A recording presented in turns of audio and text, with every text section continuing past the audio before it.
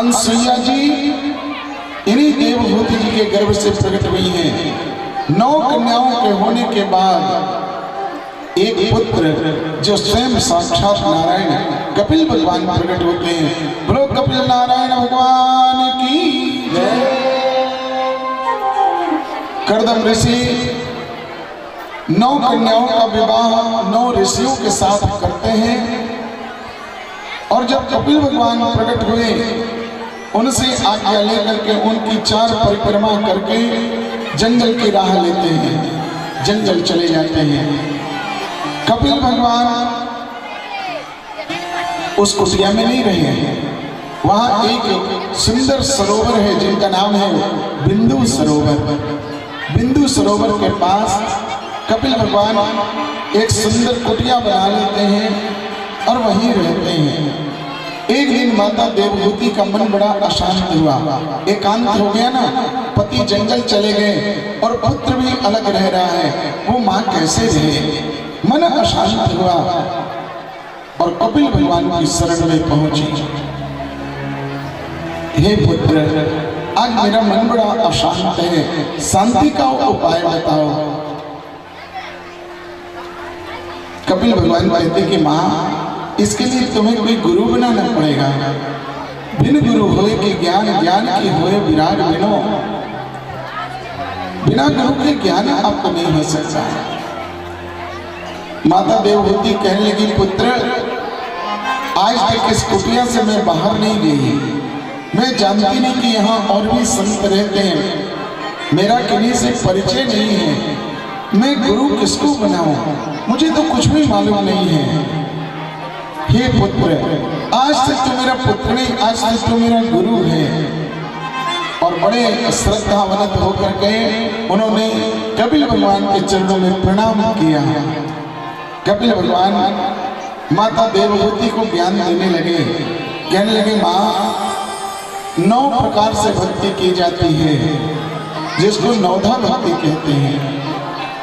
श्रवणम कीर्तनम विष्णु स्मरणम पाद सेवनम अर्चनम वंदनम दास्यम सख्यम आत्मनिवेदनम।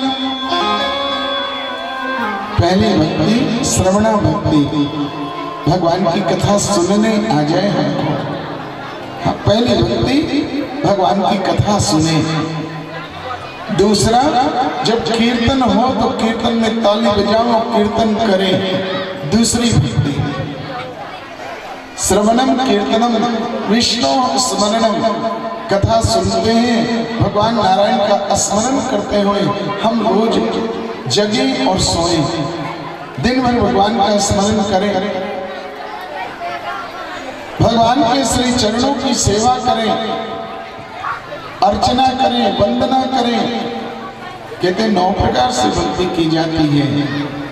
माँ, यदि 9 में से एक भी करना आ गया तो शेष गुण आपके अंदर में स्वयं प्रवेश कर जाएंगे। यदि भगवान की कथा में आए तो कथा केवल नहीं होती, कथा में कीर्तन भी होता है। यह भी कहा जाता है कि आप अपने अपने घरों से आवें तो फूल, तुलसी, दुबड़ी, बिलपत्र, दूध, दही, शहद ये लेकर के आवे पूजा के लिए। यदि आपके पास हो तो फल, लड्डू, नैवेद्य लेके आवे, भगवान को भोग लगे, इसको कहते हैं अर्चना। आते हैं, जय जयकार लगता है, वंदना करते हैं हम लोग।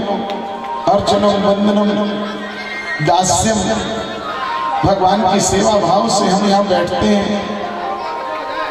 आत्मनिवेदनम, 2-4 घंटे जब तक हम भागवत में बैठते हैं, हम ठाकुर जी के बन के, हम प्रभु के बन के बैठते हैं। हाँ, जय हो। कपिल भगवान कहते कि माँ, यदि 9 भक्ति में से एक भी न कर सको तो सबसे उत्तम भक्ति इन सभी से बढ़ करके भक्ति है सबरी भक्ति। और माता सबरी का प्रसंग बताने लगे कि माँ, एक सबर जाति की कन्या घनघोर जंगल में चली जाती है, दूर जंगल में चली जाती है।